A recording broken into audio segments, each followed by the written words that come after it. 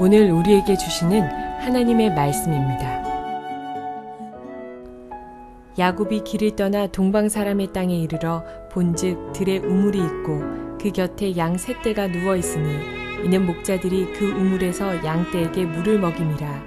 큰 돌로 우물 아귀를 덮었다가 모든 떼가 모이면 그들이 우물 아귀에서 돌을 옮기고 그 양 떼에게 물을 먹이고는 우물 아귀 그 자리에 다시 그 돌을 덮더라.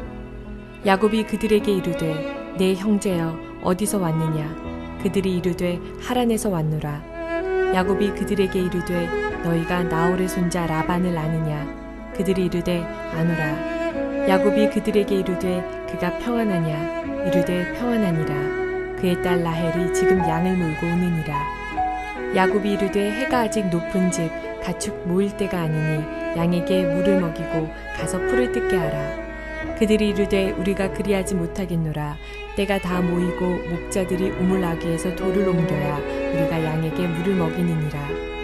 야곱이 그들과 말하는 동안에 라헬이 그의 아버지의 양과 함께 오니 그가 그의 양들을 치고 있었기 때문이더라. 야곱이 그의 외삼촌 라반의 딸 라헬과 그의 외삼촌의 양을 보고 나아가 우물 아귀에서 돌을 옮기고 외삼촌 라반의 양떼에게 물을 먹이고 그가 라헬에게 입맞추고 소리내어 울며 그에게 자기가 그의 아버지의 생질이요 리브가의 아들됨을 말하였더니 라헬이 달려가서 그 아버지에게 알리매 라반이 그의 생질 야곱의 소식을 듣고 달려와서 그를 영접하여 안고 입맞추며 자기 집으로 인도하여 들으니 야곱이 자기의 모든 일을 라반에게 말하매 라반이 이르되 너는 참으로 내 혈육이로다 하였더라.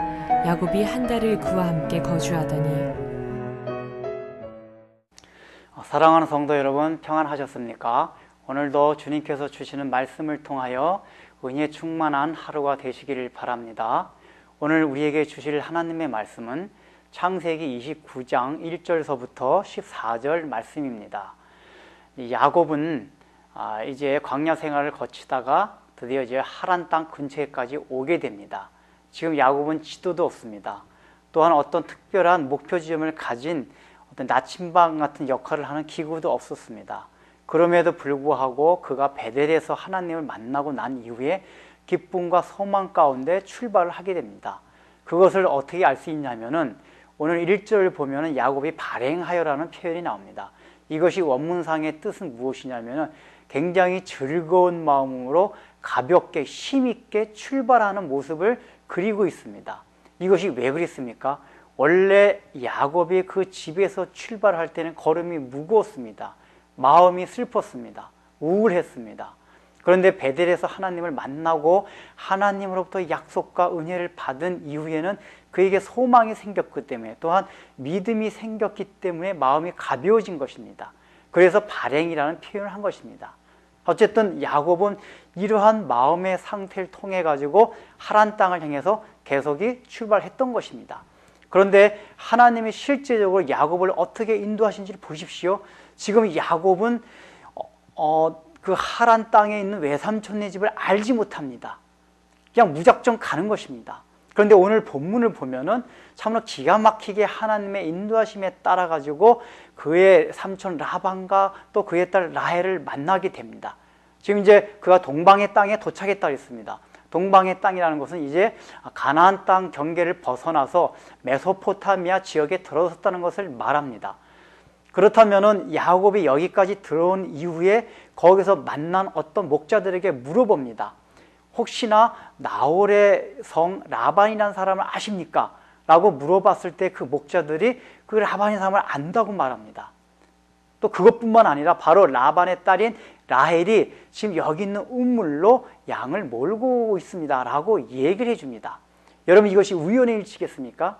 지금 야곱이 그렇게 찾고자 애쓰지 않았음에도 불구하고 자기의 가나안 땅을 벗어나서 들어간 메소포타미아 지방에서 바로 라반을 아는 목자들을 만나게 되는 것입니다. 이것은 바로 베델에서 하나님의 약속을 받고 하나님의 그 약속이 어떻게 성취되어지는가를 바로 그 다음 장에서 지금 보여주고 있는 것입니다. 어떻게 보면 이것이 야곱의 일생에 대한 그림을 하나님께서 압축해서 바로 오늘 본문에서 보여주고 있는 것입니다. 앞으로 야곱 자신이 어떤 노력해서가 아니라 하나님의 인도하심과 하나님의 섭리하심에 따라서 하나님의 뜻을 이루어 나갈 것이다 하는 것을, 모든 야곱의 행로에 있어서 하나님이 순적하게 그것을 선한 방면으로 인도하실 것이다 하는 것을 지금 이 본문을 통해서 보여주고 있는 것입니다. 그래서 어쨌든 간에 야곱은 그러한 하나님의 약속과 은혜 때문에 지금 삼촌 라반과 라헬을 쉽게 만납니다. 그런데 여러분들 보십시오. 야곱이 이렇게 기쁜 마음으로 출발을 했고 또 기쁜 마음으로 삼촌과 그 라헬을 만납니다. 근데 만나고 나서 엉엉 울었다고 표현합니다. 왜 엉엉 울었습니까? 야곱이 생각하니까 자기가 지금까지 지내온 요 시간들이 너무 억울하고 또 너무나 슬펐고 그것을 생각할 때 마음에 탄식이 많이 되었던 것입니다. 다시 말하면은 하나님의 약속의 성취를 보면서도 인간적인 야곱의 모습들이 다시 나오고 있다는 것을 말합니다. 그래서 앞으로 이제 라반의 집에서 살아갈 모든 상 가운데서 그런 인간적인 야곱의 모습이 나올 것을 오늘 본문에서 또한 보여주고 있는 것입니다. 오늘 같은 본문 안에 하나님의 약속 때문에 기쁨을 가지고 소망을 가지고 있는 야곱과 또한 반대로 그 약속이 성취되는 것을 막상 보면서 또한 인간적인 모습과 인간적인 생각들이 나오는 야곱이 함께 기록이 되어 있습니다. 이것이 무엇을 말합니까? 아무리 우리가 하나님의 약속과 은혜를 받는다 해도 우리 인간들은 계속해서 이러한 삶을 살아가기가 쉽다는 것을 말해주고 있습니다. 그래서 하나님이 그것 때문에 바로 라반이라는 사람을 붙여준 겁니다. 지금 라반이 라헬의 얘기를 듣고 기쁘게 달려 나옵니다. 여러분들 이것이 어떤 모습이 생각이 납니까? 처음에 아브라함의 종이 리브가를 데리고 갔을 때 리브가가 삼촌 라반에게 얘기했을 때 우물가로 라반이 뛰어나온 모습과 오볼레비 됩니다. 그때 라반이 왜 그렇게 뛰어나왔습니까? 바로 아브라함의 종이 갖고 있던 많은 재물 때문이었습니다. 선물 때문에 그렇습니다. 아마도 라반에게는 지금이 야곱이 왔다고 하는 소식을 들었을 때 야곱도 많은 재물과 선물을 갖고 왔을지도 모른다는 생각을 했을 것입니다. 왜냐하면 이 이후에 모든 기사를 보면 라반이 굉장히 욕심이 있고 굉장히 자기 자신의 사리사욕을 채리는 사람이기 때문입니다. 바로 오늘 본문이 그 라반의 그러한 일면을 보여주고 있습니다.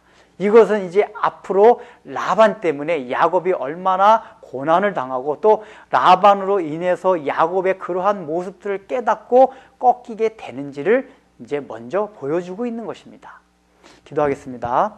하나님 아버지, 참으로 야곱은 베델에서 하나님을 만난 이후에 그 기쁨과 소망을 가지고 발행하였지만은 막상 이제 하나님 아버지 우물 앞에서 라헬과 라반을 만나고 난 뒤에 다시 인간적인 모습이 나와서 자기의 처지와 자기의 환경들을 그것 때문에 슬퍼하고 그것 때문에 하나님 우는 모습을 우리가 보고 있습니다.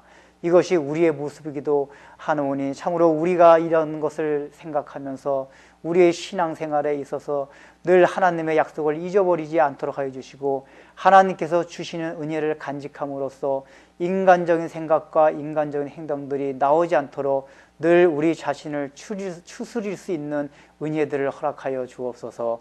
예수님의 이름으로 기도드립니다. 아멘.